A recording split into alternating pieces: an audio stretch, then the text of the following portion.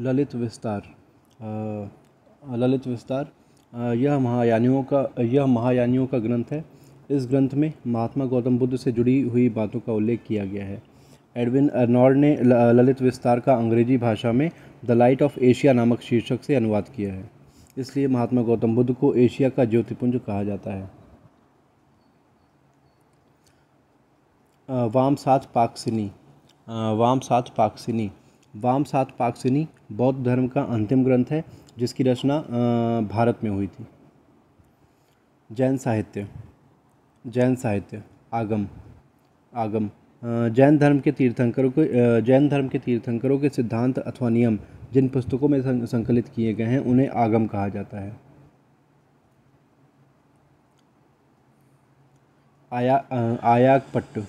आयाकपट्ट जैन धर्म के तीर्थंकरों की आज्ञाएं और उनके प्रतीक चिन्हों को जिन शिलाखंडों पर उत्कीर्ण कराया गया है उन्हें आयाकपट्ट कहा जाता है। जैन धर्म के तीर्थंकरों की आज्ञाएं और उनके प्रतीक चिन्हों को जिन शिलाखंडों पर उत्कीर्ण कराया गया है उन्हें आयाकपट्ट कहा जाता है। कल्पसूत्र नामक ग्रंथ की रचना चंद्रगुप्त मौर्य के गुरु भद्रबाहु ने किया।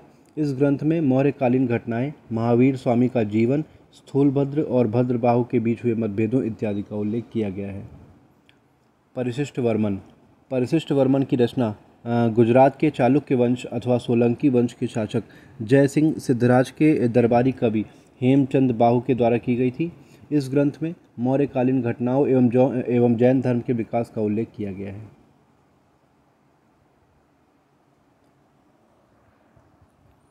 शैव धर्म या आदि धर्म।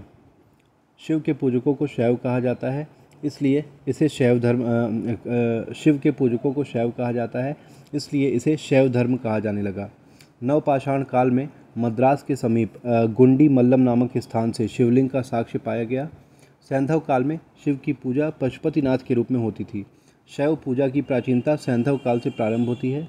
ऋग्वैदिक काल में शिव को रुद्र कहा गया है। अथर्ववेद में शिव के लिए महादेव शब्द का प्रयोग किया गया है। श्वेतांबर उपनिषद में ओम नमः शिवाय का उल्लेख मिलता है। इन बिंदुओं के आधार पर शैव धर्म को प्राचीन या प्रथम धर्म या आदि धर्म कहा जाता है। पाशुपत संप्रदाय संस्थापक लकुलिश। पाशुपत संप्रदाय के संस्थापक लकुलिश थे। लकुलिश को शिव का अवतार माना जाता है। उन्होंने पश्चिम में गुजरात में पाशुपत संप्रदाय की स्थापना की। चंद्रगुप्त द्वितीय विक्रमादित्य के शासनकाल में पाशुपत संप्रदाय का प्रमुख केंद्र मथुरा था। नोट: दक्षिण भारत में शैव धर्म के अनुयायियों को नयनार कहा जाता है। वैष्णव धर्म या भागवत धर्म। संस्थापक वासुदेव पुत्र श्री कृष्ण। वैष्णव धर्म या भागवत धर्म। संस्थापक वासुदेव पुत्र श्री कृष्ण। वैष्णव धर्म को पूजे जाने का प्राचीनतम साक्ष्य अष्टाध्यायी में प्राप्त होता है। छांदोग्य उपनिषद में श्री कृष्ण को देवकी का पुत्र और घोर अंगिरस ऋषि का शिष्य बताया गया है। श्री कृष्ण को वृणवंशीय एवं सात्वत वंशीय क्षत्रिय कहा गया है। श्री कृष्ण को वृष्णिवंशीय एवं सात्वत वंशीय क्षत्रिय कहा गया है। इसलिए इस धर्म को वैष्णव धर्म या सात्वत धर्म कहा जाता है। श्री कृष्ण के पूजकों को भागवत कहा गया। उन्हीं के नाम पर इसे भागवत धर्म भी कहा गया। दक्षिण भारत में वैष्णव धर्म के अनुयायियों को अलवार कहा जाता था। वैष्णव धर्म में 9 प्रकार की भक्ति का उल्लेख किया गया है, जैसे अर्चन, वंदन, कीर्तन, श्रवण, नाम स्मरण, पाद सेवन, सखा भाव, सास भाव, दास भाव एवं आत्मनिवेदन।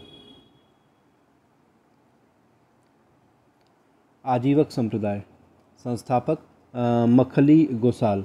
आजीवक संप्रदाय संस्थापक मक्खली गोसाल। यह संप्रदाय बौद्ध धर्म के समकालीन संप्रदाय था। इसके संस्थापक मक्खली गोसाल थे। मौर्य वंश का शासक बिंदुसार आजीवक संप्रदाय का अनुयायी था।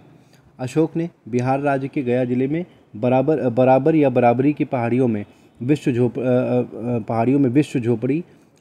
झोपड़ी कर्ण चौपड़ एवं लोमस ऋषि की गुफाओं को निर्मित करवाकर आजीविक संप्रदाय के अनुयायियों को प्रदान कर दिया था। अशोक ने बिहार राज्य के गया जिले में बराबरी की पहाड़ियों में विश्व झोपड़ी कर्ण चौपड़ एवं लोमस ऋषि की गुफाओं को निर्मित करवाकर आजीविक संप्रदाय के अनुयायियों को प्रदान कर दिया था। अशोक के पौत्र दशरथ ने बिहार राज्य के गया जिले में नागार्जुनी की पहाड़ियों को कटवाकर गोपी बह्यक एवं बड़ी विधिका नामक गुफाओं को आजीविक संप्रदाय के अनुयायियों को प्रदान कर दिया था।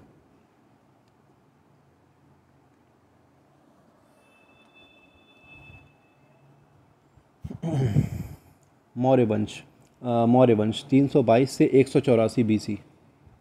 संस्थापक चंद्रगुप्त मौर्य 322 से 298 बीसी। भारत का पहला ऐतिहासिक राजवंश मौर्य वंश था। चंद्रगुप्त मौर्य ने कौटिल्य की प्रेरणा से प्रवर्तक नामक राजा के सहयोग से धनानंद को 322 बीसी में पराजित करके मार डाला। इस प्रकार चंद्रगुप्त मौर्य वंश का पहला शासक हुआ। विष्णु पुराण में चंद्रगुप्त मौर्य को धनानंद का पुत्र और निम्न जाति का बताया गया है। विशाख दत्तकृत मुद्रा राक्षस में चंद्रगुप्त मौर्य को वृषल या निम्न कुल का कहा गया है। बौद्ध और जैन ग्रंथों के अनुसार चंद्रगुप्त मौर्य को मौर्य क्षत्रिय कहा गया है। यूनानी ग्रंथों में चंद्रगुप्त मौर्य को एंड्रोकोट्स अथवा सेंड्रोकोप्टस कहा गया है। 1793 ईस्वी में रॉयल एशियाटिक सोसाइटी में विलियम जोन्स ने बताया कि यह नाम किसी अन्य के नहीं है, ये नाम चंद्रगुप्त मौर्य के हैं। 1793 ईस्वी में रॉयल एशियाटिक सोसाइटी में विलियम जोन्स ने बताया कि यह नाम किसी अन्य के नहीं है, ये नाम चंद्रगुप्त मौर्य के ही है। चंद्रगुप्त मौर्य ने पाटलिपुत्र को अपनी राजधानी बनाया। पाटलिपुत्र में स्थित राजप्रसाद का साक्ष्य कुम्भहार या कुसुमपुर से पाया गया। प्लूटार्क के अनुसार चंद्रगुप्त मौर्य ने 6 लाख पैदल सेनाओं को लेकर पूरे भारतवर्ष को रौंद डाला। सेल्यूकस निकेटर से संधि 305 बीसी। सिकंदर महान का उत्तराधिकारी सेल्यूकस निकेटर ने अपने मालिक के अधूरे कार्य को पूरा करने के उद्देश्य से भारत प्रस्थान किया। जब जानकारी चंद्रगुप्त मौर्य को हुई तो उसने सिंधु नदी के तट पर जाकर सेल्यूकस निकेटर को पराजित कर दिया। सेल्यूकस निकेटर ने चंद्रगुप्त मौर्य से संधि कर ली। सेल्यूकस निकेटर ने अपनी पुत्री कार्नेलिया या हेलेना का विवाह चंद्रगुप्त मौर्य से करके दहेज में हेरात, कंदहार, काबुल और मकरान नामक प्रांतों को प्रदान कर दिया। चंद्रगुप्त मौर्य ने सेल्यूकस निकेटर को 500 हाथी प्रदान किए। सेल्यूकस निकेटर ने मित्रवत संबंध बनाए रखने के लिए मेगास्थनीज को अपना राजदूत बनाकर चंद्रगुप्त मौर्य के पाटलिपुत्र दरबार में भेजा था।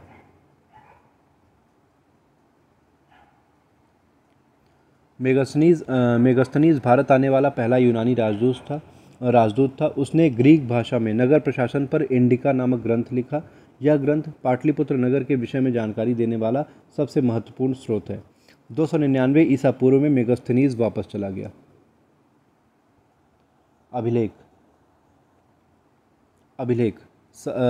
अभिलेख शाहगौरा का लेख और महास्थान का लेख। शाहगौरा का लेख उत्तर प्रदेश गोरखपुर, महास्थान का लेख बांग्लादेश। इन दोनों ही लेखों से अकाल की जानकारी प्राप्त होती है। शाहगौरा के लेख से और महास्थान के लेख से अकाल की जानकारी प्राप्त होती है। चंद्रगुप्त मौर्य ने सौराष्ट्र प्रांत में सुदर्शन झील का निर्माण करवाया था। इस झील का उल्लेख शक शासक रुद्ररामन के गिरनार के अभिलेख से प्राप्त होता है और इस अभिलेख से यह प्रमाणित हो जाता है कि चंद्रगुप्त मौर्य का शासन पश्चिम में था। चंद्रगुप्त मौर्य के राजनीतिक गुरु कौटिल्य या विष्णुगुप्त थे। उनके अन्य नाम थे अजयराज, द्विजर्भ या पंचल स्वामी। उनके अन्य नाम थे अजयराज, द्विजर्भ और पंचल स्वामी। कौटिल्य चंद्रगुप्त मौर्य के राजनीतिक गुरु थे। वे प्रधानमंत्री एवं पुरोहित के पद पर आसीन रहे। उन्होंने तक्षशिला विश्वविद्यालय से अध्ययन किया था और तक्षशिला विश्वविद्यालय के आचार्य भी रहे। वे ब्राह्मण समुदाय के थे। उन्होंने अर्थशास्त्र नामक ग्रंथ की संस्कृत भाषा में रचना की। इस ग्रंथ में 15 भाग, 180 उपभाग और 6000 श्लोक हैं। यह राजनीतिक प्रशासन पर लिखी गई दुनिया की पहली पुस्तक है। अर्थशास्त्र राजनीतिक प्रशासन पर लिखी गई दुनिया की पहली पुस्तक है। कौटिल्य ने कहा कि राज्य 7 तत्वों से मिलकर बना है। कौटिल्य को चाणक्य, विष्णुगुप्त, अजयराज, द्विजर्भ और पंक्षिल स्वामी के नामों से भी जाना जाता है। उनका मूल नाम विष्णुगुप्त था। चंद्रगुप्त मौर्य के आध्यात्मिक गुरु भद्रबाहु थे।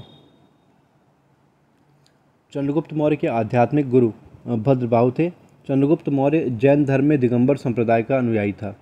298 ईसा पूर्व में चंद्रगुप्त मौर्य ने अपने पुत्र बिंदुसार को उत्तराधिकारी नियुक्त करके गुरु भद्रबाहु के साथ दक्षिण भारत में श्रावण बेलगोला चला गया। वहाँ पर चंद्रगिरी नामक पहाड़ी पर चढ़कर संलेखना पद्धति द्वारा 298 ईसा पूर्व में अपने प्राणों को त्याग दिया।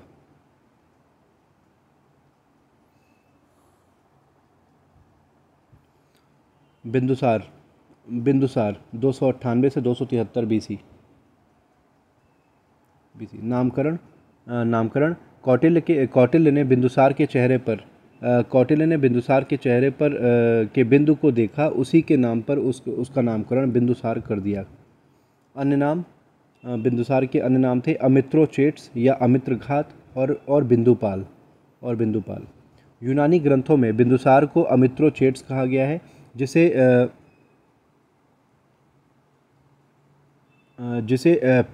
पिटचट महोदय ने अमित्रघात कहा है। तिब्बती लेखक लामा तारानाथ ने बिंदुसार को बिंदुपाल कहा है। बिंदुसार की माता दुर्धरा थी और प्रधानमंत्री या पुरोहित खल्लाटक थे। बिंदुसार के शासनकाल में निम्न क्रमों में प्रधानमंत्री एवं पुरोहितों ने कार्य किया। चाणक्य या कौटिल्य, फिर खल्लाटक, उसके बाद फिर चाणक्य, फिर राधागुप्त।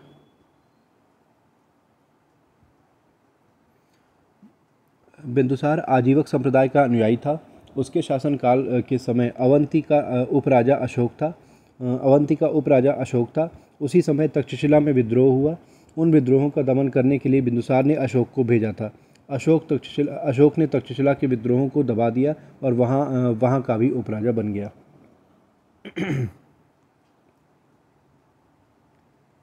यूनानी राजदूतों का आगमन। डायमेकस और डायनोसिस।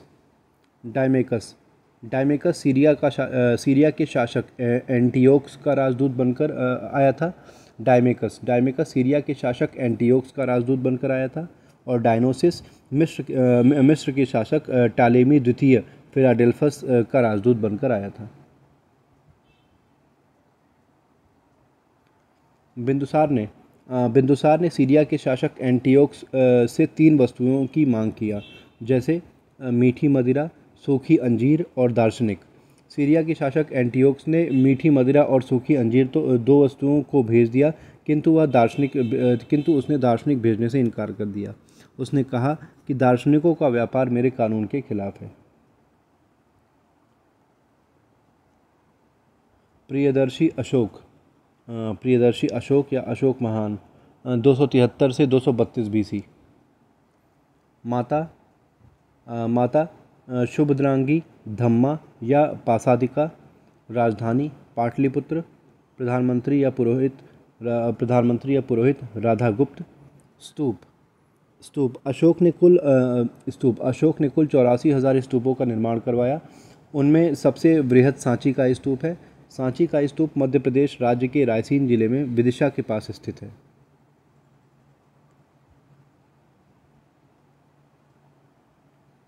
राज्याभिषेक। सिंघली अनुश्रुति, दीपवंश और महावंश के अनुसार अशोक ने अपनी विमाताओं से उत्पन्न 99 भाइयों को का वध करके 269 ईसा पूर्व में अपना राज्याभिषेक करवाया। कलिंग का युद्ध 261 बीसी। इतिहासकारों के अनुसार अशोक ने उत्तम किस्म की हाथियों अथवा व्यापार में आई हुई बाधा के कारण उड़ीसा राज्य में कलिंग क्षेत्र पर आक्रमण किया। कलिंग का युद्ध अशोक अपने राज्याभिषेक के 8वें वर्ष अथवा 261 ईसा पूर्व में लड़ा। 1 लाख लोग युद्ध में मारे गए। 1,50,000 लोग कलिंग क्षेत्र से निर्वासित कर दिए गए। इस युद्ध का उल्लेख अशोक ने अपने 13वें क्रम के शिलालेख में करवाया है और राजा खारवेल ने हाथी गुम्फा अभिलेख में कलिंग युद्ध का उल्लेख करवाया है। कलिंग के युद्ध में कलिंग के राजा के विषय में कोई जानकारी नहीं प्राप्त होती है।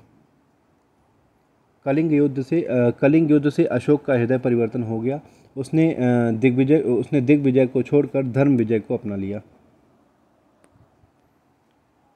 जूनागढ़ अथवा गिरनार के अभिलेख के अनुसार अशोक ने सौराष्ट्र प्रांत में सुदर्शन झील से नहरों का निर्माण करवाया था।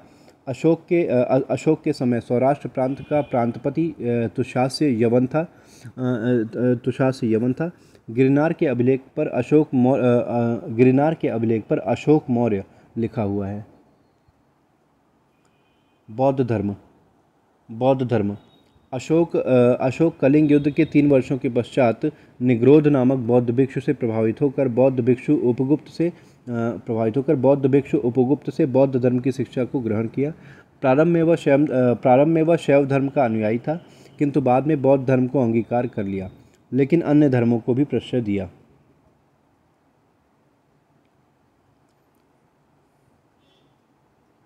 अशोक की पत्नियां और उनसे हुए पुत्र क्रमशः असंघमित्रा जो कि निसंतान थी, करुआकी पुत्र तीवर, महादेवी पुत्र महेंद्र एवं पुत्री संघमित्रा और पद्मावती पुत्र कुणाल। अशोक की पत्नियों में सबसे प्रमुख पत्नी करुआकी थी। करुआकी और पुत्र तीवर के नामों का उल्लेख कौशाम्बी के लेख पर किया गया है। अशोक की एक अन्य पत्नी तिस्रक्षिता ने पद्मावती के पुत्र कुणाल के आंखों में जहर डाल दिया था, जिससे उसकी बचपन में ही दोनों आंखें खराब हो गई थी। महादेवी के पुत्र महेंद्र और पुत्री संघमित्रा को अशोक ने बौद्ध धर्म के प्रचार प्रसार के लिए श्रीलंका भेजा था। अशोक के धम्म विश्व इतिहास में अशोक की प्रसिद्धि का कारण उसकी विजय नहीं अपितु उसका धम्म है। धम्म शब्द संस्कृत भाषा के धर्म शब्द का प्राकृत भाषा में रूपांतरण है। अशोक के धम्म के अनुसार माता पिता, गुरु, ब्राह्मण और दासों के साथ समानता का व्यवहार करना चाहिए। अशोक के कुल 40 अभिलेख हैं, जिनमें से शिलालेखों की संख्या 26 है, स्तंभ लेख 11 हैं और गुहा लेख 3 हैं। 26 शिलालेखों में बृहद शिलालेखों की संख्या 8 है और लघु शिलालेखों की संख्या 18 है। और 11 स्तंभ लेखों में से बृहद स्तंभ लेखों की संख्या 6 है और लघु स्तंभ लेखों की संख्या 5 है। और तीन गुहा लेख कौन कौन से हैं? कर्ण चौपड़, विश्व झोपड़ी और सुदामा या लोमश ऋषि की गुहा। 3 गुहा लेख कौन कौन से हैं? कर्ण चौपड़, विश्व झोपड़ी और सुदामा या लोमश ऋषि की गुफा।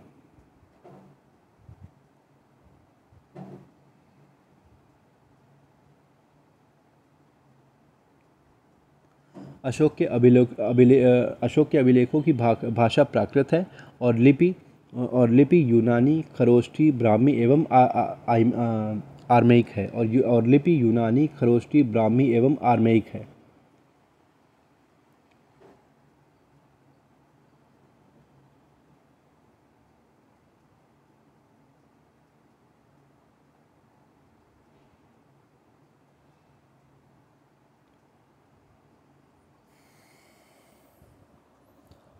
बृहद शिलालेखों की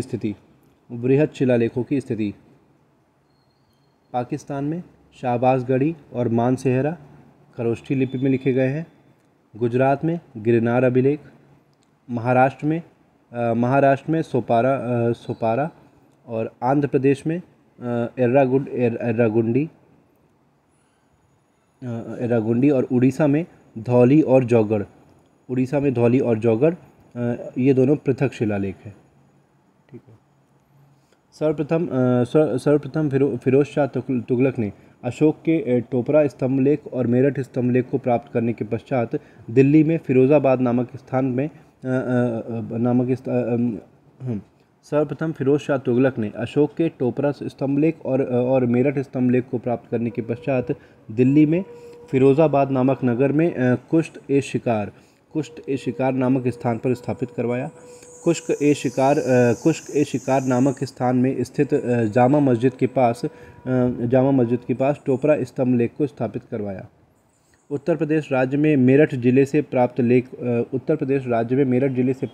को दिल्ली मेरठ स्तंभलेख और हरियाणा राज्य में अंबाला जिले में टोपरा नामक गांव से प्राप्त लेख को दिल्ली टोपरा स्तंभलेख कहा जाता है।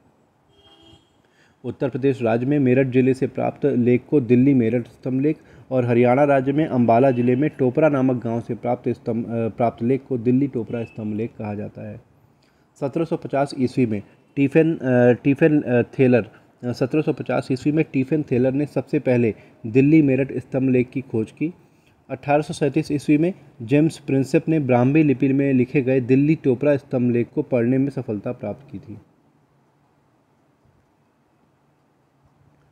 8 बृहद शिलालेखों पर 14 राजाज्ञाएं उत्कीर्ण करवाई, किंतु धौली और जौगड़ के शिलालेखों पर 11वीं, 12वीं और 13वीं शिलालेख को उत्कीर्ण नहीं करवाया गया। 11वीं, 12वीं और 13वीं शिलालेख को उत्कीर्ण नहीं करवाया गया, इसलिए धौली और जौगड़ के लेख को पृथक शिलालेख कहा जाता है। 8 बृहद शिलालेखों पर 14 राजाज्ञाएं उत्कीर्ण करवाई गईं, किंतु धौली और जौगड़ के शिलालेखों पर 11वीं, 12वीं और 13वीं शिलालेख को उत्कीर्ण नहीं करवाया गया, इसलिए धौली और जौगड़ के लेख को पृथक शिलालेख कहा जाता है।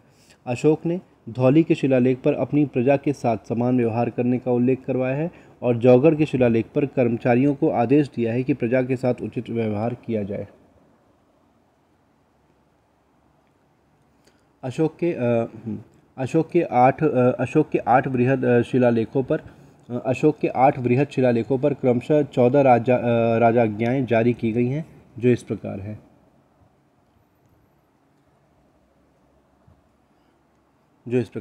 पहला, प्रथम लेख में अशोक ने जीवों की हत्या पर प्रतिबंध लगा दिया। अब केवल 2 पक्षी और 1 पशु अर्थात 2 मोर एवं 1 हिरण की हत्या की जाएगी, किंतु भविष्य में इस पर भी प्रतिबंध लगा दिया जाएगा। दूसरे लेख में मानव और पशुओं के लिए चिकित्सा का प्रबंध करना और पड़ोसी राज्य चोल, चेर और पांड्य के ऊपर अशोक के धम्म का प्रभाव दिखाई देता है, इसका उल्लेख है। तीसरे लेख में अशोक ने अपने प्रादेशिक एवं रज्जुक नामक अधिकारियों को आदेश दिया कि ये लोग प्रति 5 वर्ष के अंतराल पर राज्य में भ्रमण करके प्रजा को समानता और समन्वयता की जानकारी प्रदान करें।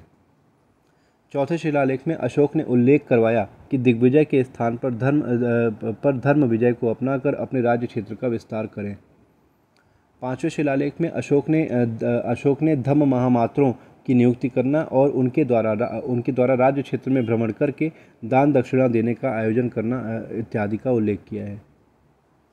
6वें शिलालेख में अशोक ने उल्लेख करवाया है कि मैं चाहे जहाँ रहूँ, जिस स्थिति में रहूँ, चाहे मैं भोजन करता रहूँ या अंतःपुर में रहूँ, मुझे मेरी प्रजा के विषय में जानकारी चाहिए। 7वें शिलालेख में अशोक ने उल्लेख करवाया है कि सभी धर्म के लोग सभी स्थानों पर निवास करें।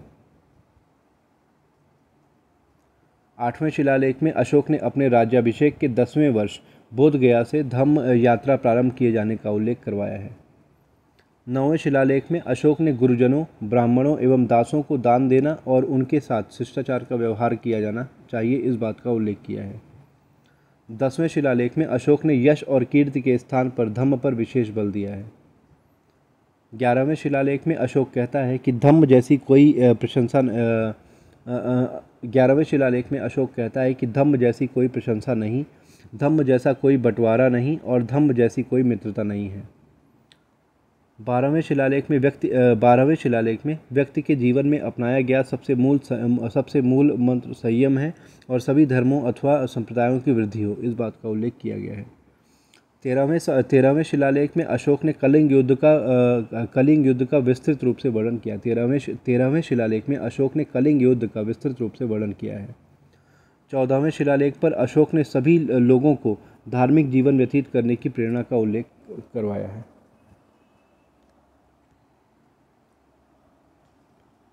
लघु शिलालेख मास्की, नेत्तूर और उड्डेगोलम कर्नाटक में।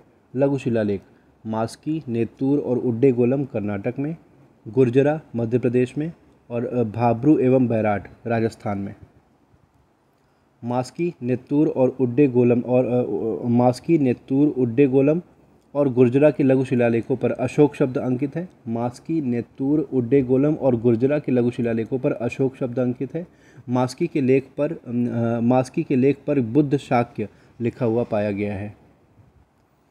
भाब्रू एवं बैराट के लेख पर अशोक ने बौद्ध धर्म के त्रिरत्न बुद्ध, संघ एवं धम्म का उल्लेख करवाया है। अशोक की देवनामपि प्रियदर्शी की उपाधि को भी उत्कीर्ण करवाया है। अशोक की देवनामपि प्रियदर्शी की उपाधि को भी उत्कीर्ण करवाया है।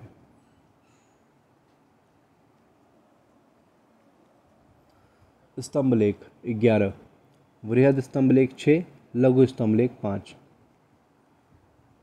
6 वृहद स्तंभलेख दिल्ली टोपरा स्तंभलेख, दिल्ली मेरठ स्तंभलेख, रामपुरवा स्तंभलेख, प्रयाग स्तंभलेख, लौरिया नंदनगढ़ का स्तंभलेख और लौरिया अरराज का स्तंभलेख। लघु स्तंभलेख 5, सांची का स्तंभलेख, सारनाथ का स्तंभलेख, कौशाम्बी का स्तंभलेख, निगाली सागर का स्तंभलेख और रुमिनदेई का स्तंभलेख।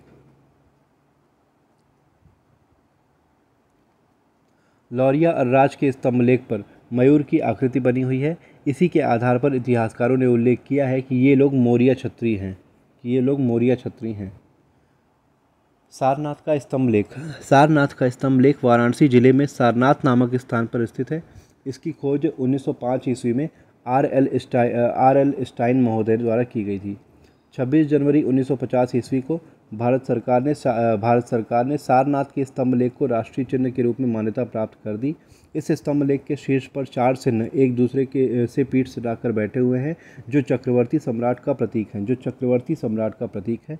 नीचे चार पशुओं गज, अश्व, सिंह एवं वृषभ की आकृतियाँ बनी हुई हैं। पृष्ठभाग में मुंडकोपनिषद से लिया गया शब्द सत्यमेव जयते लिखा हुआ है। बीच में एक चक्र बना हुआ है जिसमें 32 तीलियां हैं।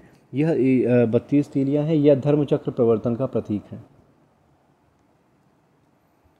अशोक ने अपने शासन के 14वें वर्ष निगाली सागर या नेपाल जाकर कनक मुनि के स्तूपों का संवर्धन या विस्तार कार्य करवाए जाने का निगाली सागर अथवा निगलिवा के स्तंभलेख पर उल्लेख करवाया है।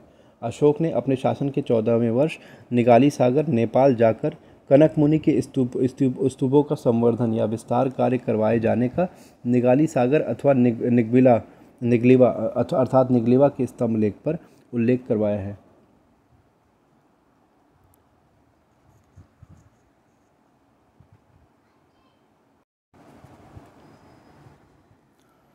अशोक ने अपने शासन के 20वें वर्ष नेपाल जाकर महात्मा गौतम बुद्ध के जन्म स्थान की स्मृति में रुमिनदेई के स्तंभलेख की स्थापना करवाया था। इस स्तंभलेख के अनुसार अशोक ने वल्ली कर या धार्मिक कर को समाप्त कर दिया और भू राजस्व नामक कर को 1/6 भाग से घटाकर और भू राजस्व कर को 1/6 भाग से घटाकर 1/8 भाग कर दिया था।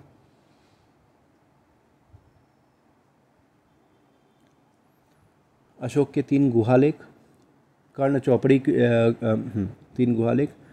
चौपड़ की गुफा बिहार राज्य गया, विश्व झोपड़ी की गुफा बिहार राज्य गया, और लोमश ऋषि की गुफा, बिहार राज्य गया। अशोक ने बिहार राज्य के गया जिले में बराबरी की पहाड़ियों को कटवाकर उपरोक्त 3 गुफाओं को निर्मित करवाकर आजीवक संप्रदाय के अनुयायियों को दान में दे दिया। अशोक के उत्तराधिकारी। अशोक के उत्तराधिकारी विष्णु पुराण के अनुसार संप्रति और इतिहासकारों के अनुसार कुणाल। सर्वमान्य मत कुणाल पर है, क्योंकि अशोक का उत्तराधिकारी उसका पुत्र कुणाल ही था। संप्रति कुणाल के कार्यों को देखता था, क्योंकि कुणाल आंखों का अंधा था। अशोक के बाद मौर्य साम्राज्य। पश्चिमी राज्य, राजधानी उज्जैन, शासक कुणाल और संप्रति। पूर्वी राज्य, राजधानी पाटलिपुत्र, शासक दशरथ या देवनाम अपी। दशरथ अशोक का पौत्र था। वह अशोक की तरह देवनाम अपी की उपाधि धारण किया और गया जिले में नागार्जुनी की पहाड़ियों को कटवाकर गोपी, बाह्यिक एवं बड़ी वेदिका नामक 3 गुफाओं को निर्मित करवाकर आजीवक संप्रदाय के अनुयायियों को दान में दे दिया। मौर्य वंश का अंतिम शासक वृहदत्त था। वृहदत्त का सेनापति पुष्यमित्र शुंग ने वेदरथ के सेनापति पुष्यमित्र शुंग ने 184 ईसा पूर्व में वृहदत्त की हत्या करके शुंग वंश की नींव डाली। नोट: अशोक को एक राष्ट्रीय सम्राट और चक्रवर्ती सम्राट कहा जाता है। मौर्यकालीन संस्कृति। प्रशासन केंद्रीय प्रशासन था, जिसका मुखिया सम्राट था। मौर्यकालीन साम्राज्य का सर्वेसर्वा सम्राट होता था। वह केंद्रीय प्रशासन का प्रधान था। साम्राज्य का विभाजन 5 चक्रों या 5 प्रांतों में किया गया था। चक्र या प्रांत और राजधानी। 5 चक्र या प्रांत: उत्तरापथ, राजधानी तक्षशिला; दक्षिणापथ, राजधानी सुवर्णगिरी; अवंती, राजधानी उज्जैन; पूर्वी राज्य, राजधानी पाटलिपुत्र; और कलिंग, राजधानी तोसली। प्रत्येक चक्रों के प्रमुख कुमारामात्य अथवा युवराज को कुमारामात्य अथवा युवराज कहा जाता था।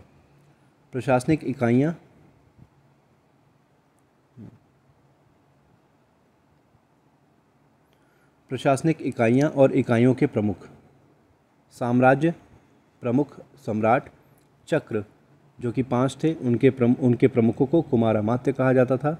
मंडल प्रमुख प्रदेष्टा; विषय प्रमुख विषयपति; ग्राम प्रमुख ग्रामीणी। मंडल स्तर पर कार्य करने वाले प्रमुख 3 अधिकारी होते थे। मंडल स्तर पर कार्य करने वाले प्रमुख रूप से 3 अधिकारी होते थे। पहला समाहर्ता, जो कि एक कर संग्राहक था। दूसरा रज्जुक, जो कि न्यायिक अधिकारी था। और तीसरा युक्तक, जो कि पुलिस विभाग का अधिकारी था। साप्तांग सिद्धांत। कौटिल्य ने अपने अर्थशास्त्र में राज्य को 7 तत्वों से निर्मित बताया है। उसे ही साप्तांग सिद्धांत कहा जाता है, जो निम्न है। साप्तांग सिद्धांत के तत्व और मानव के अंग से तुलना। राजा या स्वामी, मानव अंग सिर; अमात्य या मंत्री, मानव अंग आँख; राज्य क्षेत्र या जनपद, मानव अंग जंघे; दुर्ग या किला, मानव अंग बाहें; दंड या सेना, मानव अंग मस्तिष्क; धन या कोश, मानव अंग मुख; और मित्र, मानव अंग कान। तीर्थ। कौटिल्य ने अपने अर्थशास्त्र के तीर्थ प्रचार अध्याय में 18 प्रकार के तीर्थों या मंत्रियों का उल्लेख किया है।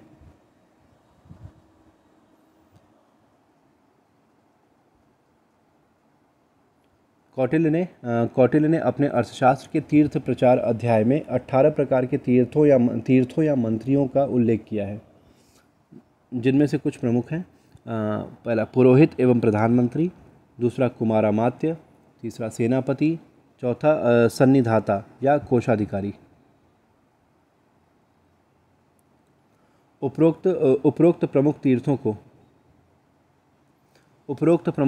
को प्रतिवर्ष 48,000 पण वेतन प्रदान किया जाता था और अन्य तीर्थों को 12,000 पण प्रतिवर्ष वेतन प्रदान किया जाता था।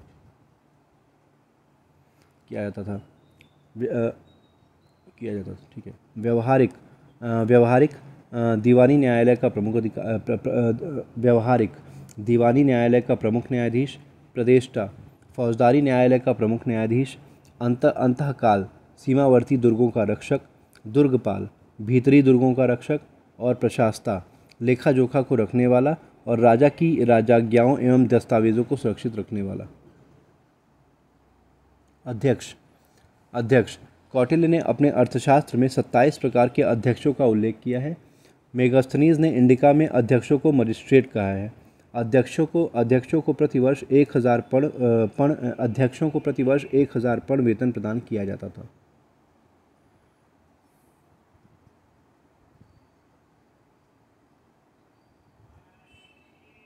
कुछ प्रमुख अध्यक्ष इस प्रकार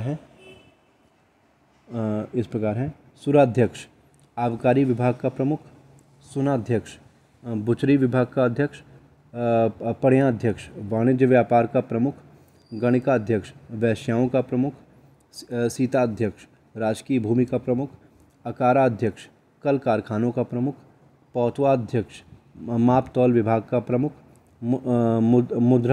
मुद्राध्यक्ष पासपोर्ट जारी करने वाला, मुद्राध्यक्ष पासपोर्ट जारी करने वाला, पत्तनाध्यक्ष बंदरगाहों का प्रमुख, मानाध्यक्ष समय एवं दूरी का प्रमुख, सूत्राध्यक्छ कताई बुनाई का प्रमुख, विविधाध्यक्ष चारागाहों का प्रमुख,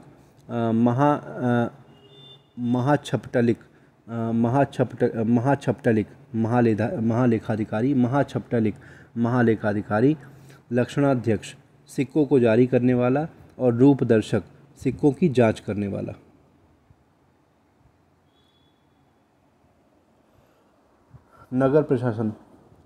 नगर प्रशासन प्रमुख अधिकारी एस्ट्रोनोमोई और जिलाधिकारी एग्रोनोमोई।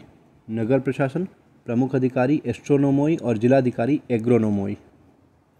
कौटिल्य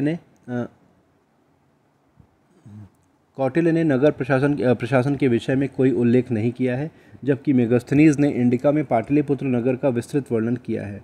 पाटलिपुत्र नगर का प्रशासन 30 सदस्यों के संगठन द्वारा संचालित किया जाता था। 30 सदस्यों से अलग अलग 6 समितियां बनाई गई थीं। प्रत्येक समिति में 5-5 सदस्य होते थे। मेगास्थनीज ने नगर प्रशासन के प्रमुखों को एस्ट्रोनोमोई और जिलाधिकारियों को एग्रोनोमोई कहा। एग्रोनोमोई को सड़क निर्माण अधिकारी भी कहा जाता था। गूढ़ पुरुष या गुप्तचर।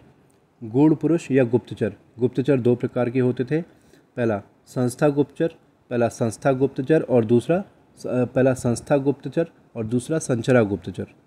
संस्था गुप्तचर जो कि एक स्थायी गुप्तचर था और संचरा गुप्तचर एक भ्रमणशील गुप्तचर था। और गुप्तचर विभाग के प्रमुख अधिकारी को सर्प महामात्य कहा जाता था। संस्था गुप्तचर संस्थाओं से जुड़कर स्थायी गुप्तचर होते थे, जैसे विद्यार्थी के वेश में, सन्यासी के वेश में, व्यापारी के वेश में, किसान के वेश में और तपस्वी के वेश में। संचरा गुप्तचर भ्रमणशील होते थे। वे एक स्थान से दूसरे स्थान पर भ्रमण करके जानकारियाँ इकट्ठा करते थे। संचरा गुप्तचर में गणिकाएँ कार्य करती थी, जो विदेशों में जाकर गुप्तचर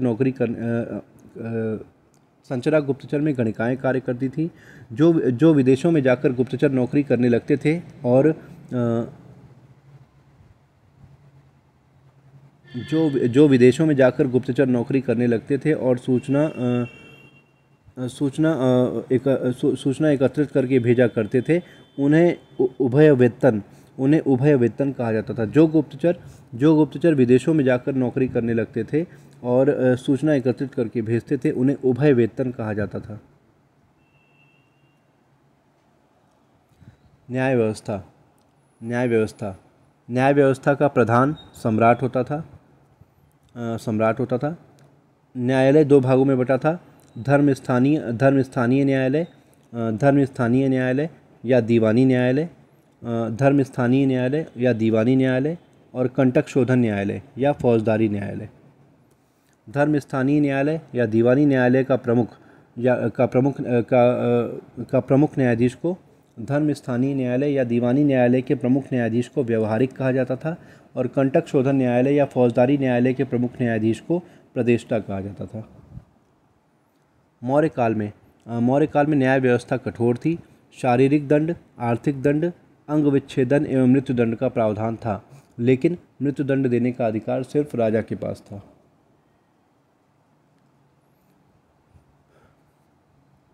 मौर्यकालीन समाज कौटिल्य के अनुसार और मेगस्थनीज के अनुसार।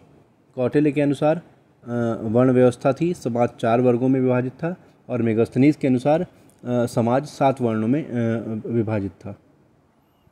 ठीक है। कौटिल्य ने मौर्य काल में 4 प्रकार के वर्ण व्यवस्था का उल्लेख किया है: ब्राह्मण, क्षत्रिय, वैश्य और शूद्र। शूद्रों को आर्यपुत्र कहा जाता है, और अपनी सेना में शूद्रों की भर्ती की गई, और मौर्यों ने अपनी सेना में शूद्रों की भर्ती की। मेगस्थनीज ने 7 प्रकार की जातियों का उल्लेख किया है। दार्शनिक मेगस्थनीज ने 7 प्रकार की जातियों का उल्लेख किया है: दार्शनिक, अहिर या व्यापारी,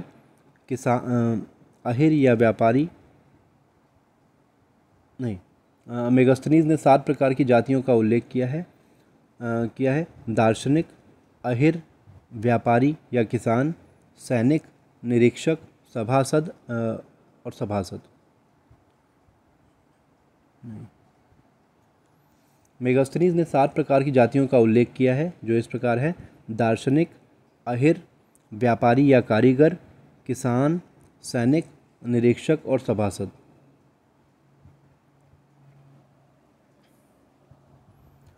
दास प्रथा का इतिहास। ऋग्वैदिक काल में दासों का प्रचलन रहा, क्योंकि ऋग्वेद के दूसरे मंडल में दस्य शब्द का उल्लेख मिलता है। मनुस्मृति में 7 प्रकार के दासों का उल्लेख किया गया है। नारद स्मृति में 15 प्रकार के दासों का उल्लेख किया गया है। कौटिल्य ने अर्थशास्त्र में 9 प्रकार के दासों का उल्लेख किया है। गुप्त काल में 15 प्रकार के दास रहे। मध्यकाल में फिरोज शाह तुगलक ने दासों के क्रय विक्रय पर प्रतिबंध लगा दिया, और दीवाने बंदगा नामक विभाग की स्थापना किया। उसने अपने कर्मचारियों को आदेश दिया कि दासों के साथ पुत्रवत व्यवहार किया जाए। मुगल काल में अकबर ने 1562 ईस्वी में दासों के क्रय विक्रय पर प्रतिबंध लगा दिया। आधुनिक काल में बंगाल के गवर्नर जनरल लॉर्ड कॉर्नवालिस ने 1789 ईस्वी में दासों के व्यापार पर प्रतिबंध लगा दिया। 1833 ईस्वी के चार्टर एक्ट में भारत के दासों की स्थिति को सुधारने के लिए आदेश आया। 1833 ईस्वी के चार्टर एक्ट में भारत के दासों की स्थिति को सुधारने के लिए आदेश आया। अतः governor general Lord William Bentinck ने दासों के उन्मूलन हेतु कार्य करने के लिए कानून पारित कर दिया। गवर्नर जनरल लॉर्ड एल्नेब्रो ने 1843 ईस्वी में नियम 5 के अनुसार भारत से दास प्रथा का अंत कर दिया। मौर्यकालीन शिक्षा के प्रमुख केंद्र तक्षशिला, उज्जैन और सारनाथ। मौर्यकालीन आय के स्रोत पहला भाग कर अर्थात भू राजस्व कर। दूसरा भोग कर, फल फूल सब्जी उपहार इत्यादि। तीसरा बेगार कर या वृष्टि कर। तीसरा बेगार कर या वृष्टि कर निःशुल्क, जो कि एक निःशुल्क कर था। और चौथा बलि कर या धार्मिक कर। भू राजस्व नामक कर पैदावार का 1/6 भाग लिया जाता था। यह हिरस्य, नगद और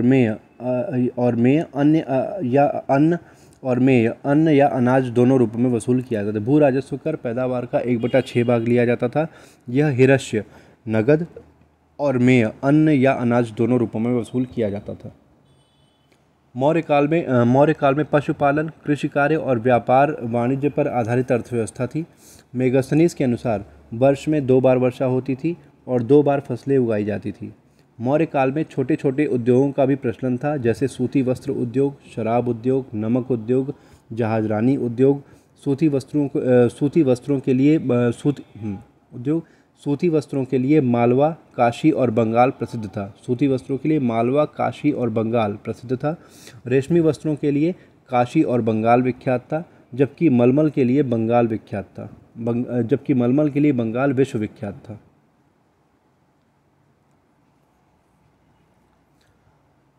मौर्य काल में भड़ौच और ताम्रलिपि।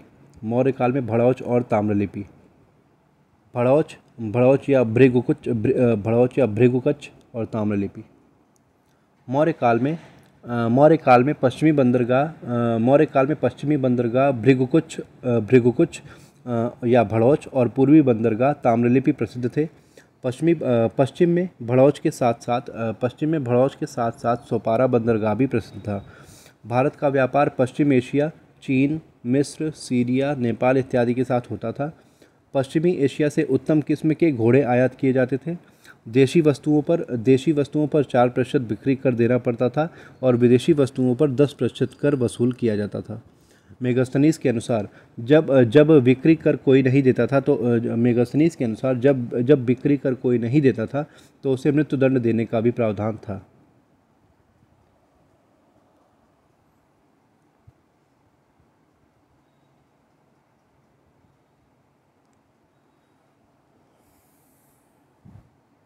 मौर्यकालीन सिक्के।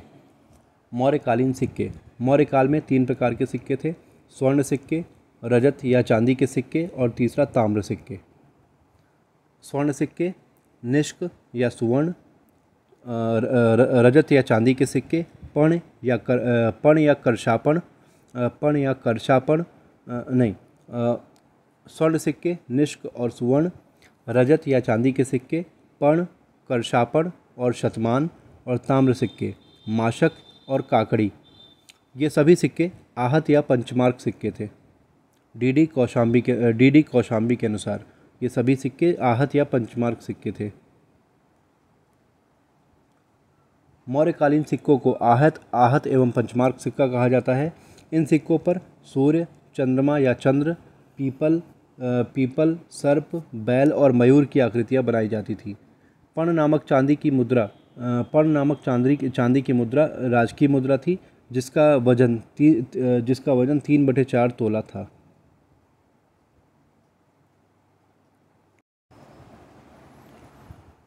मौर्योत्तर काल में 2 प्रकार के शासक थे। पहला देशी राजवंश और शासक, और दूसरा विदेशी शासक। देशी राजवंश और शासक: शुंग वंश, कर्ण वंश, आंध्र सातवाहन वंश, वाकाटक वंश और कलिंग या चेदी वंश। और विदेशी शासक थे हिंद यवन शासक, शक शासक, पहलव शासक और कुषाण शासक। शुंग वंश 184 बीसी से 75 बीसी। संस्थापक पुष्यमित्र शुंग।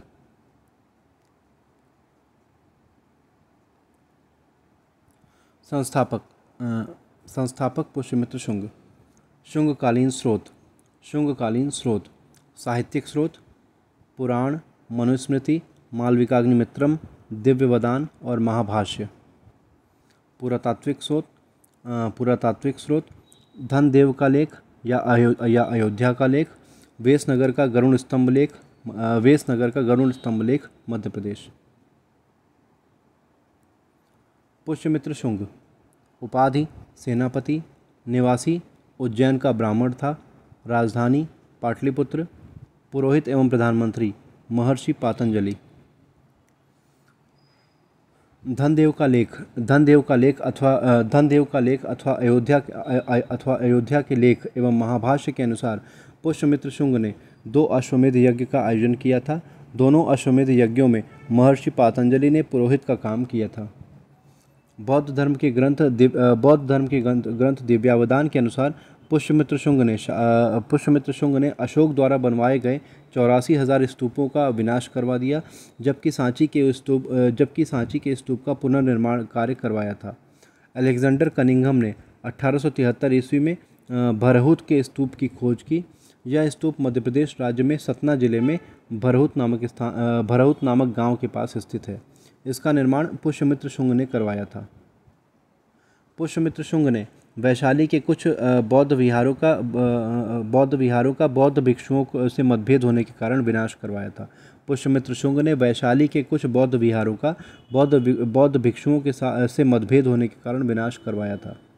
गार्गी संहिता के अनुसार पुष्यमित्र शुंग के शासनकाल में यूनानियों ने भारत पर आक्रमण किया था। पुष्यमित्र शुंग के उत्तराधिकारी अग्निमित्र, वसुमित्र, ब्रजमित्र, भागमित्र और देवभूति, जो कि अंतिम शासक था। पुष्यमित्र शुंग के उत्तराधिकारी थे अग्निमित्र, वसुमित्र, ब्रजमित्र, भागमित्र और देवभूति अंतिम शासक था। अग्निमित्र के शासनकाल में यूनानियों का भारत पर आक्रमण हुआ। मालविकाग्निमित्रम नामक ग्रंथ के अनुसार अग्निमित्र के पुत्र वसुमित्र ने सिंधु नदी के तट पर यूनानियों को पराजित किया था।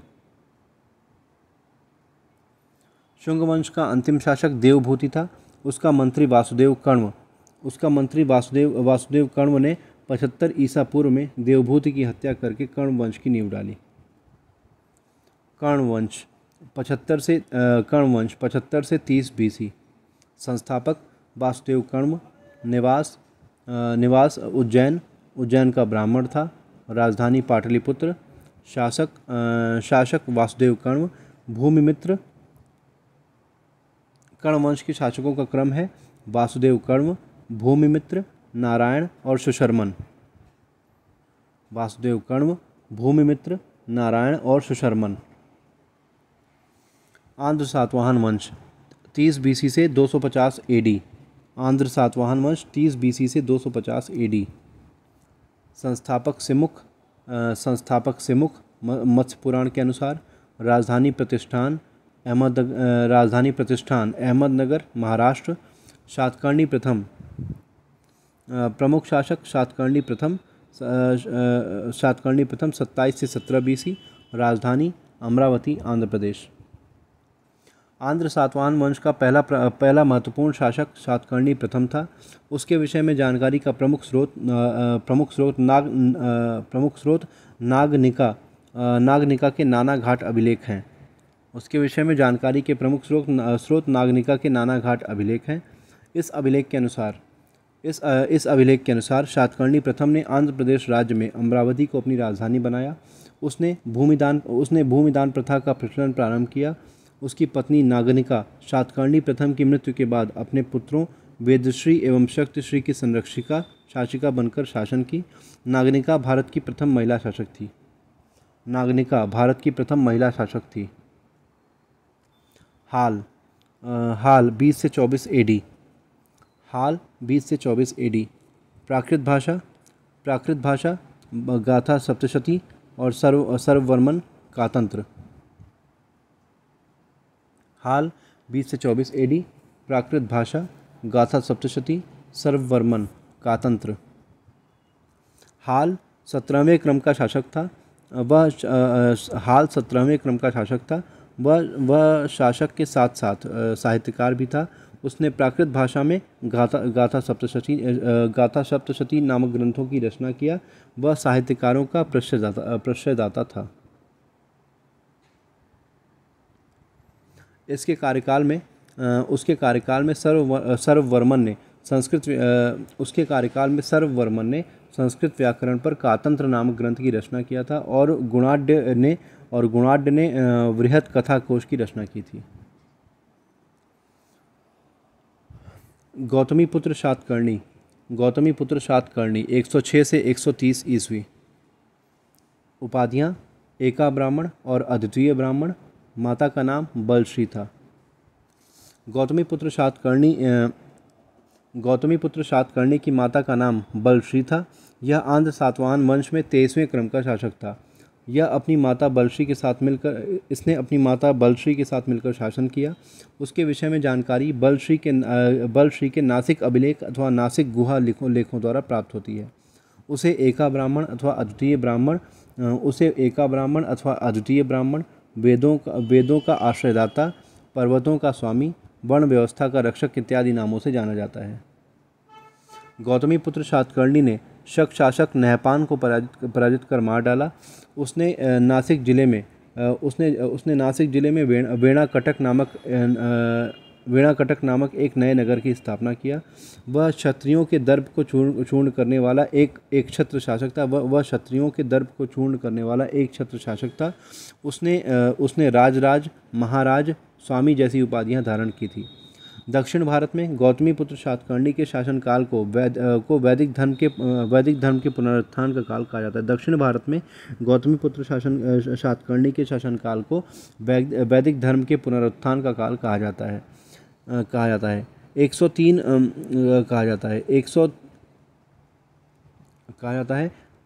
130 ईस्वी में गौतमी पुत्र सातकर्णी की मृत्यु हो गई।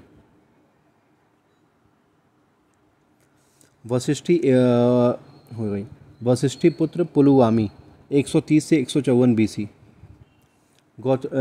वशिष्ठ पुत्र पुलुवामी 130 से 154 ईस्वी।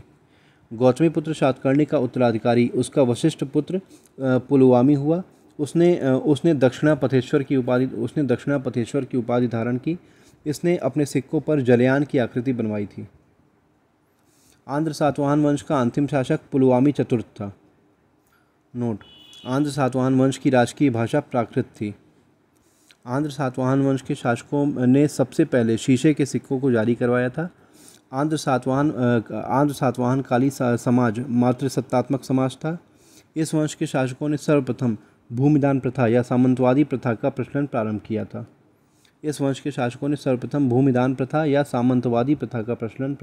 था। वाकाटक वंश संस्थापक विंध्य शक्ति 255 से 275 ईस्वी।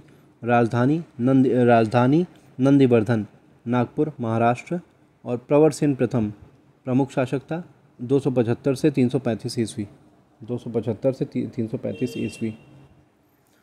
प्रवरसेन प्रथम वाकाटक वंश का सबसे शक्तिशाली शासक था। उसने 4 अश्वमेध यज्ञ और अनेक वैदिक यज्ञों का आयोजन करवाया था। प्रवरसेन प्रथम के पश्चात क्रमशः रुद्रसेन प्रथम, पृथ्वीसेन प्रथम, रुद्रसेन द्वितीय, प्रभावती गुप्ता और प्रवरसेन द्वितीय इत्यादि ने शासन किया। पृथ्वीसेन प्रथम के शासनकाल में चंद्रगुप्त द्वितीय विक्रमादित्य ने अपनी पुत्री प्रभावती गुप्ता का विवाह पृथ्वीसेन के पुत्र रुद्रसेन द्वितीय के साथ किया था। रुद्रसेन द्वितीय 385 से 390 ईस्वी। रुद्रसेन द्वितीय का शासनकाल अल्प समय तक रहा। 390 ईस्वी में रुद्रसेन द्वितीय की अकाल मृत्यु हो गई।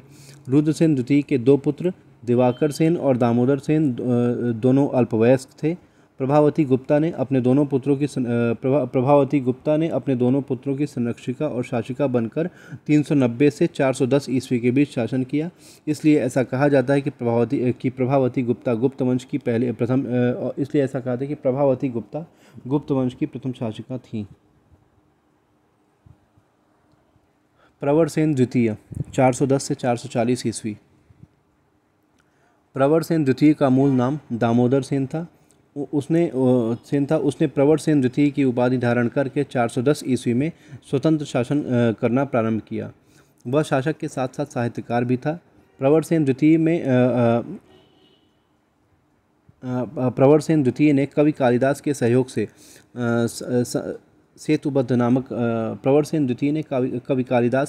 सेतुबद्ध नामक ग्रंथ की रचना की। कवि कालिदास ने इसके शासनकाल में मेघदूतम नामक काव्य की रचना की थी।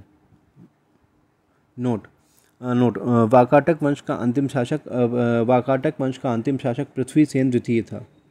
वाकाटक वंश के शासकों ने गंगा को अपना राजकीय चिन्ह बनाया।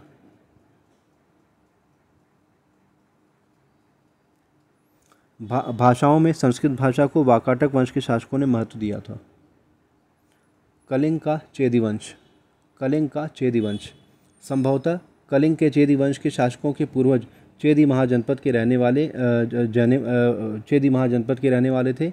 कुछ समय पूर्व कलिंग में आकर बस गए थे। महामेघवाहन ने कलिंग के चेदी वंश की नींव डाली। महामेघवाहन ने कलिंग के चेदी वंश की नींव डाली। इस वंश का सबसे प्रतापी शासक राजा खारवेल था। उसने कलिंगाधिपति की उपाधि धारण की थी और हाथी गुम्फा अभिलेख की स्थापना की थी। वह जैन धर्म का कट्टर अनुयायी था। हाथी गुम्फा अभिलेख के अनुसार राजा खारवेल ने महापद्मनंद द्वारा कलिंग राज्य में बनवाई गई नहरों को तोसली तक विस्तार किया और कलिंग से महापद्मनंद द्वारा ले जाई गई जिनसेन की प्रतिमा को उठवाकर राजा खारवेल पाटलिपुत्र से कलिंग लाया। हाथी गुम्फा अभिलेख पर अभिलेखों में सर्वप्रथम भारतवर्ष शब्द उत्कीर्ण पाया गया। इस अभिलेख पर कलिंग युद्ध का वर्णन किया गया है।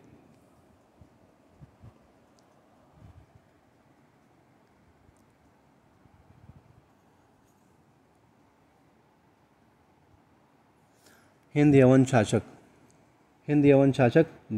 बल्ख या बैक्ट्रिया से आए थे, जिन्होंने तक्षशिला और सियालकोट पर अधिक आक्रमण किया। हिंद यवन शासक दो वंशों से संबंधित थे, डेमेट्रियस वंश और यूक्रेटाइड्स वंश। हिंद यवन शासक दो वंशों से संबंधित थे, डेमेट्रियस वंश और यूक्रेटाइड्स वंश। डेमेट्रियस वंश संस्थापक डेमेट्रियस, राजधानी सियालकोट साकेत और सबसे प्रतापी शासक मिनांडर। यूक्रेटाइड्स वंश संस्थापक यूक्रेटाइड्स, राजधानी तक्षशिला और सबसे प्रतापी शासक एंटिलाकिड्स। सिकंदर के साथ आए हुए जो यूनानी बल्ख या बैक्ट्रिया में रहने लगे थे, उन्हें बैक्ट्रियन यूनानी कहा जाने लगा। बैक्ट्रियन यूनानी डेमेट्रियस ने 183 ईसा पूर्व में बल्ख में अपनी स्वतंत्रता की घोषणा करके शासन करने लगा। कुछ समय पश्चात भारत पर आक्रमण करके सियालकोट पर अधिकार किया। उसे अपनी राजधानी बनाकर शासन करना प्रारंभ किया। डेमेट्रियस ने सियालकोट में डेमेट्रियस वंश की नींव डाली। डेमेट्रियस जब बल्ख को छोड़कर सियालकोट पर अधिकार कर लिया, तब यूक्रेटाइड्स नामक यूनानी ने अपनी स्वतंत्रता की घोषणा करके बल्ख में शासन करने लगा। कुछ समय पश्चात तक्षशिला पर आक्रमण कर दिया। उसने तक्षशिला में यूक्रेटाइड्स वंश की नींव डाली। डेमेट्रियस ने स्वर्ण सिक्कों का प्रचलन किया और डेमेट्रियस वंश का शासक स्ट्रेटो द्वितीय ने सबसे पहले हिंद यवन शासकों में शीशे के सिक्के जारी करवाए थे। डेमेट्रियस ने स्वर्ण सिक्कों का प्रचलन किया और डेमेट्रियस वंश के शासक स्ट्रेटो द्वितीय ने सबसे पहले हिंद यवन शासकों में शीशे के सिक्के जारी करवाए थे। मिनांडर मथुरा तक अधिकार किया था। प्रारंभ में बौद्ध धर्म विरोधी था, परंतु बौद्ध भिक्षु नागसेन से प्रभावित होकर बौद्ध धर्म को अंगीकार कर लिया। बौद्ध भिक्षु नागसेन ने मिनांडर से हुई बातचीत के अंशों को मिलिंद पन्हो नामक ग्रंथ में संकलित कर दिया, जिसे मिलिंद का प्रश्न कहा जाता है। यह पाली भाषा का अंतिम ग्रंथ है। मिलिंद का प्रश्न या मिलिंद पन्हो पाली भाषा का अंतिम ग्रंथ है।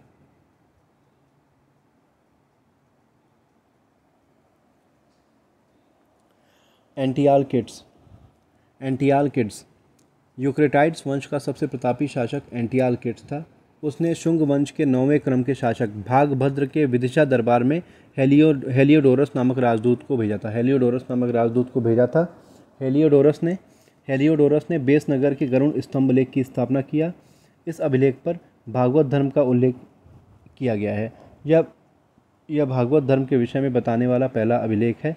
हेलियोडोरस ने भागवत धर्म को अपना लिया था।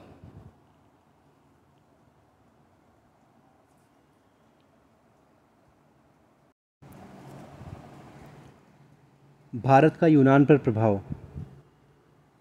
यूनानियों ने भारत से धर्म, दर्शन, योग को ग्रहण किया। पाइथागोरस के प्रमेयों पर भारतीय शुल्ब सूत्र का प्रभाव दिखाई देता है और पाइथागोरस के पुनर्जन्म के सिद्धांतों पर भारतीय पुनर्जन्म के सिद्धांतों का प्रभाव स्पष्ट रूप से दिखाई देता है।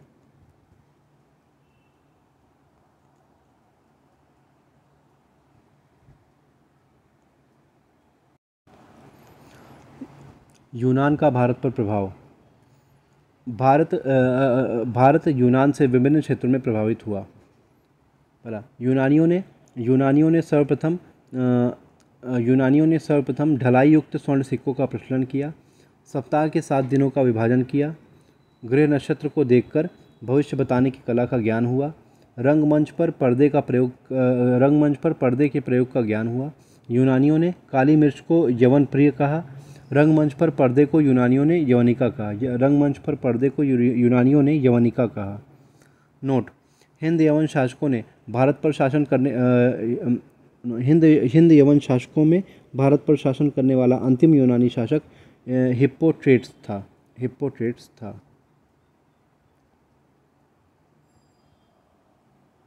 शक शासक, उत्तर के शक शासक और पश्चिम के शक शासक। उत्तर के शक शासक और पश्चिम के शक शासक। ठीक है। उत्तर के शक शासकों के भी 2 भाग हैं, मथुरा के शक शासक और तक्षशिला के शक शासक। मथुरा के शक शासक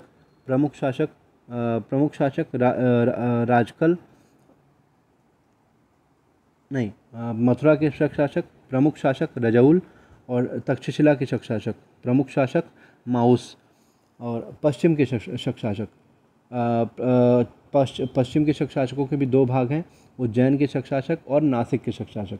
उज्जैन के शक शासक प्रमुख शासक चंटन और नासिक के शक शासक प्रमुख शासक नहपान।